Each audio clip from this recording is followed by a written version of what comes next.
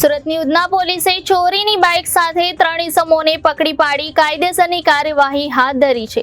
પોલીસે ચોરીની 6 બાઇક કબજે કરી વધુ તપાસ હાથ ધરી છે. આ અંગે ઉધના પોલીસ પાસેથી મળતી માહિતી પ્રમાણે બાતમીના આધારે આકાશ ઉર્ફે સાગર સંજયભાઈ કુમાવત, ચેતન અમૃતભાઈ પાટીલ અને આકાશ ઉર્ફે ગોલુ રામરાજ કુમાવતને ઝડપી પાડ્યા હતા.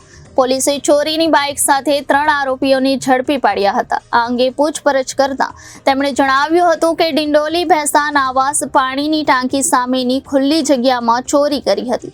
વધુ પૂછપરછમાં આરોપીઓએ જણાવ્યું હતું કે બીજી અન્ય 3 બાઇક ચોરી કરી હોવાનું જણાવ્યું હતું. પોલીસે 6 ચોરીની બાઇક કબજે કરી વધુ તપાસ હાથ ધરી છે.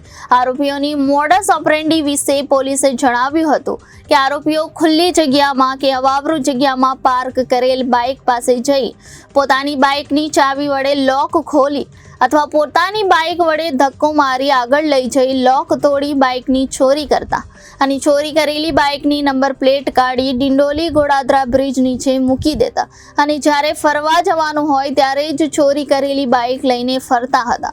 હાલ તો પોલીસે 3 આરોપીઓની ધરપકડ કરી કાયદેસરની કાર્યવાહી હાથ ધરી છે. આરોપીઓ પકડાઈ જતા ડિંડોલી અને ઉધના પોલીસ મથકમાં નોંધાયેલ ગુનાઓનો ભેદ ઉકેલાઈ ગયો છે. Reporter Hitesh Prajapati, Janadesh news, Surat.